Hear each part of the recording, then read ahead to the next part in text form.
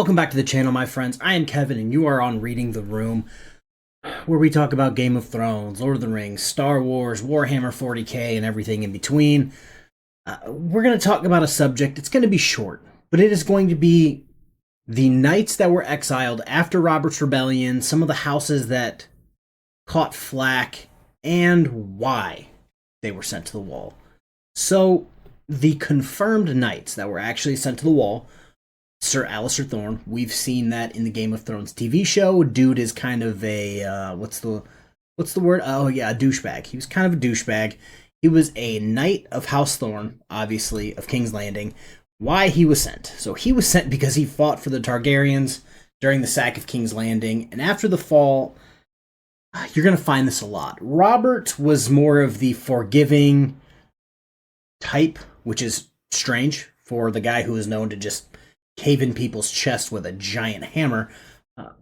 He was the forgiving one. Tywin was the one who wanted to do X, Y, and Z. So if Tywin didn't like you, he would say execution or the wall.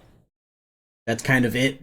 You saw the same thing with, even more recently, you saw it with, why am I drawing a blank? Janos Slynt. He was the butcher's son who was given Harrenhal, and he was like, no, I don't like him. We're going to find a way to put him at the wall. And he did that. Same thing when Bronn of the Blackwater, who was a sellsword that was made a knight because reasons, he was in charge of the City Watch, and Tywin didn't like that, so he had him removed from the City's Watch. He didn't like Lowborn, didn't like people not as good as him. And there's that. Moving on to the second, I know that was long-winded, we have Sir Endrew Tarth, who was a knight from House Tarth. Shocker, I know. He was sworn to Evenfall Hall in the Stormlands. Why he was sent? He was our Targaryen loyalist knight. After Robert's victory, he was exiled to the Watch. And, yeah, good times with that. We have Sir Jarmy Riker, probably pronouncing that super ass backwards. He was from House Riker of Duskendale, a Crownlands house. You're going to see he did not like, and by he, I mean Tywin more than likely, he did not like the Crownland houses having these people or as much power as they did. And he was sent, because he supported the Targaryens, he was sent to the wall and eventually rose to First Ranger. So it's kind of wild that all of these people that got sent to the wall actually gained power going to the wall, but they lost all of their normal stuff. So there were other nobles and retainers and crap like that sent to the wall after, but these were the three named knights, three biggest people. And again, I'm going to touch on it because I touched on it earlier. A lot of them were from the Crownlands. House Derry, they were heavily punished.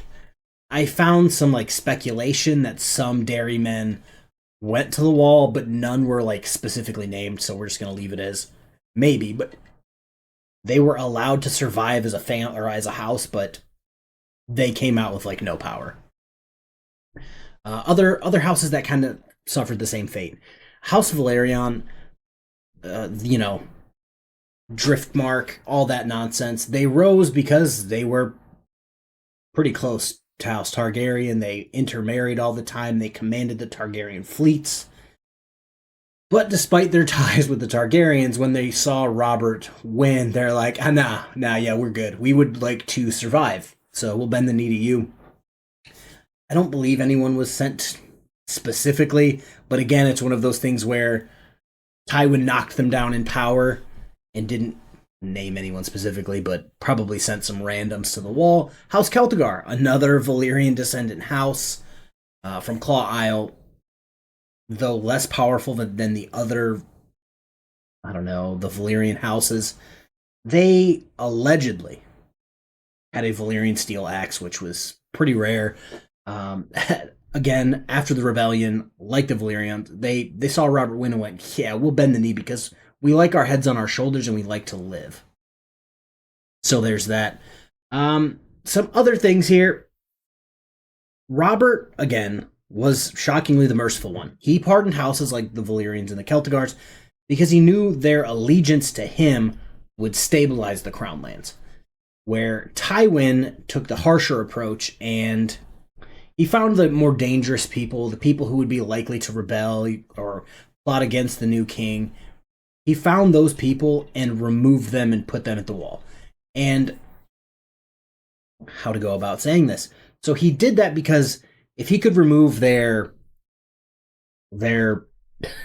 power, their influence, any lands, yada yada, if he could take that away and give them to people that maybe support the new king, it would save them in the long run. And I just wanted to talk about this for a second. I know this is a short video. It's probably going to be like 6 minutes long, but I just wanted to talk about this because I keep seeing a bunch of people.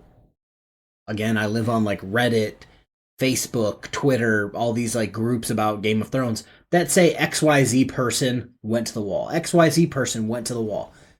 And there's just like no proof of that.